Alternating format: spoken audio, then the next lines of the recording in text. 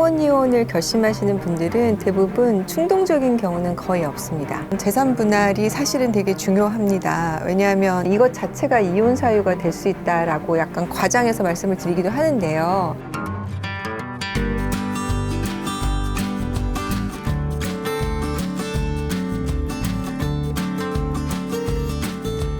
안녕하세요. 양소영 변호사입니다. 법무법인 승인 대표 변호사로 있고요. 이혼 상속 가사 전문을 하고 있습니다. 25년 차 변호사고요.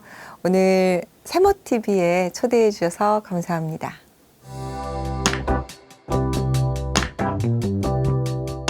사실 이제 30-40년을 살고 이혼을 결심한다는 것이 쉽지 않은 일이거든요. 그래서 황혼 이혼을 결심하시는 분들은 대부분 충동적인 경우는 거의 없습니다. 그러니까 수년간 고민을 했거나 아니면은 수년간 참았음에도 불구하고 더 이상 참지 못하겠다, 이제 이런 순간이 찾아왔을 때 결심을 하는 게 황혼 이혼이거든요. 그러면 이분들은 뭘 제일 관심을 가지고 있냐면 기존의 이제 삶은 어떻게 지나왔는데 남아있는 삶이 또 20년, 30년이란 말이에요. 그러면 이 상태를 또 계속해서 유지할 수 있을까? 견딜 수 있을까? 그런데 앞으로 20, 30년은 내가 건강이 안 좋아지거나 내가 판단 능력이 없어지거나 경제적 능력이 없어지거나 하는 이제 노년기를 앞두고 있을 때이기 때문에 미래에 대한 걱정, 그 다음에 이 부분을 상대 배우자로부터 뭔가 기대할 수 없겠다, 이런 이제 결심이 섰을 때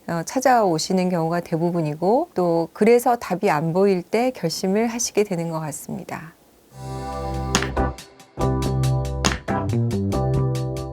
사실은 이제 뭐 크게 두 가지 정도로 얘기를 할 수가 있을 텐데요. 하나는 이제 그동안 고생을 했으니까 어느 정도 재산 분할을 받을 수 있는 혼인 기간이란 말이에요. 그래서 그거에 대한 기여를 당연히 인정받을 수 있는데 배우자가 인정을 안 해주고 무시를 한다.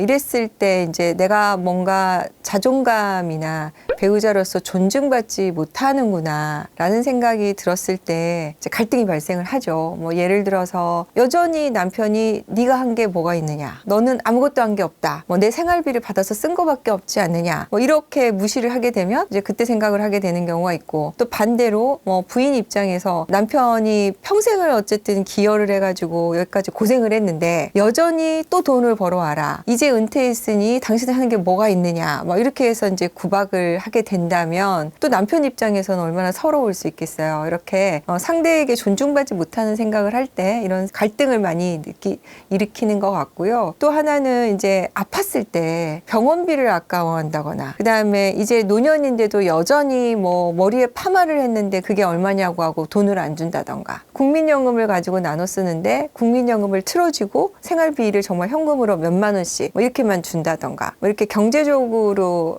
뭔가 독립적이지 못했을 때, 경제적으로 여전히 한 배우자에게 종속된다고 느꼈을 때 크게 이렇게 두 가지 정도 갈등이 있는 것 같습니다.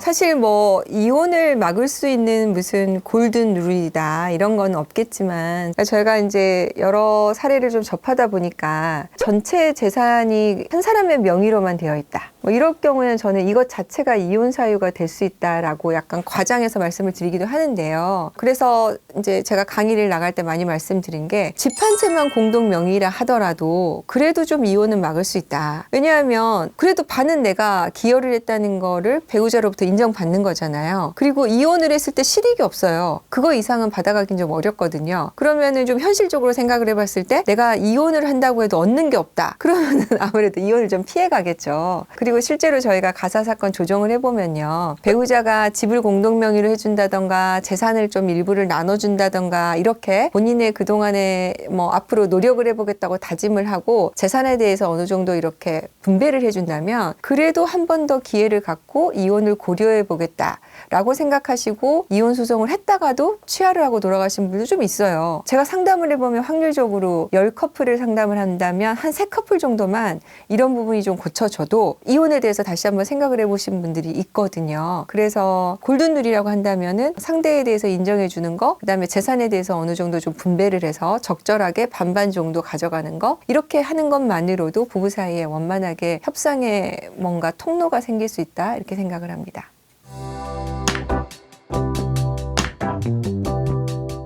일단은 이제 이혼을 하게 된다면 재산 분할이 사실은 되게 중요합니다. 왜냐하면 이게 노후 재산이잖아요.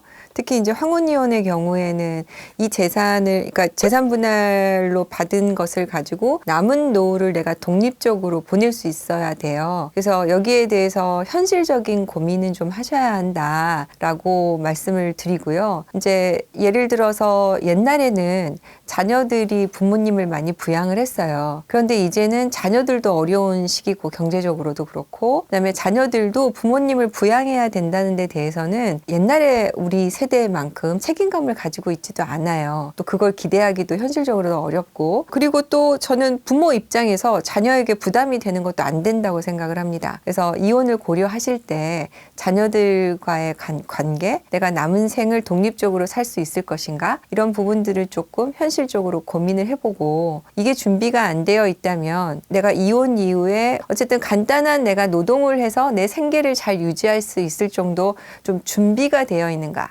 자립할 준비가 되어 있는가, 이 부분 검토하시고, 제일 또 중요한 거는 심리적으로 내가 독립할 수 있는가, 이 부분을 좀 고민해 보시고 준비를 하고 하셔야 된다라고 말씀드리고 싶습니다. 요새는 아마 대부분의 자녀들이 이제 부모님들이 특히 3, 40년 사시고 졸혼을 하겠다, 뭐 이혼을 하겠다고 하면 거의 부모님들 선택을 존중하는 것 같아요. 저희가 이제 상담을 해보면 간혹 가다가 반대하는 경우가 있는데, 이제 성인이 된 이후에 미혼 자녀가 있을 때, 그러면은 이제 미혼 자녀 입장에서는 본인이 결혼하는 것에 대해서 뭔가 불이익을 입을 수 있다, 이런 생각 때문에 하는 경우가 간혹 있는데, 최근에는 뭐 거의 자녀들은 부모님의 선택을 존중한다, 이런 태도를 보이는 것 같습니다. 사회적으로도 이제 이혼에 대해서 보는 시각 편견들이 좀 많이 없어지고, 또 고령화 사회이다 보니까 자녀들도 부모님의 노후에 대해서 행복한 것이 중요하고 건강하게 잘 나이 들어가시는 것이 더 중요하다, 이렇게 생각을 하는 것 같습니다. 졸혼이라는 거는 말 그대로 이혼이 아니거든요. 그러다 보니까 이제 이혼할 때는 재산 분할이라는 것을 하게 되는데, 졸혼은 그렇게 할 수가 없어요. 그래서 예를 들어서 뭐 재산의 일부를 졸혼을 하면서 배우자에게 준다면 이 부분에 대해서는 증여세 문제가 있습니다. 그러니까 배우자끼리는 6억까지는 비과세인데요. 추가되는 부분은 증여세를 부담을 해야 되고, 졸혼을 할 경우에 배우자 사이에 경제적으로 이렇게 분배가 안 된다면 한 사람이 일방적으로 부양료를 주고 받는 관계인데 이 약속이 지켜지지 않는다면 매우 위험할 수 있거든요. 그래서 졸혼을 선택하려고 하실 때는 이런 리스크가 없는지는 반드시 좀 검토를 하셔야 된다라고 말씀드리고 싶습니다. 그래서 졸혼을 하거나 별거를 하거나 하실 경우에 좀 유념하셔야 될 것이, 재산을 좀 분배해야 되고, 만약에 이것이 장기화돼서 이혼으로 가게 될 경우에 내가 현재 있는 재산을 기준으로 해서 재산 분할 받을 수 있는 금액을 그때도 여전히 받을 수 있겠는가, 여기에 대한 법적인 위험에 대해서는 좀 판단을 해보셔야 될 것 같아요. 그런데 이제 이미 뭐 재산이 어느 정도 반반 되어 있다면 이 경우에 어떻게 할 것인가, 이때도 부양료를 줘야 될 것인가 라고 많이 물어보시거든요. 뭐 그럴 경우에는 두 분이 합의가 되시면 한 사람이 생활비를 뭐 준다던가, 아니면 뭐 연금을 반을 받는 대로 준다던가, 뭐 이렇게 합의가 되면은 그게 이행이 되면 좋지만, 이걸 법적으로 강제할 부분이 없고, 더더군다나 재산이 반반 되어 있다면 사실 일방의 배우자가 무조건 부양을 해야 된다, 뭐 예를 들어서 남편이 무조건 부인을 부양해야 된다, 이런 건 없어요. 그러니까 부인도 재산이 어느 정도 있다면 부양료를 무조건 남편으로부터 받아야 된다고 주장할 수 없다는 말이죠. 그래서 별거를 하시거나 졸혼을 하시게 될 때는 이 부분에 대해서 조금 유념하시면 좋을 것 같습니다. 별거 중에 재산이 따로 형성된 것도 나중에 재산 분배가 가능한가요?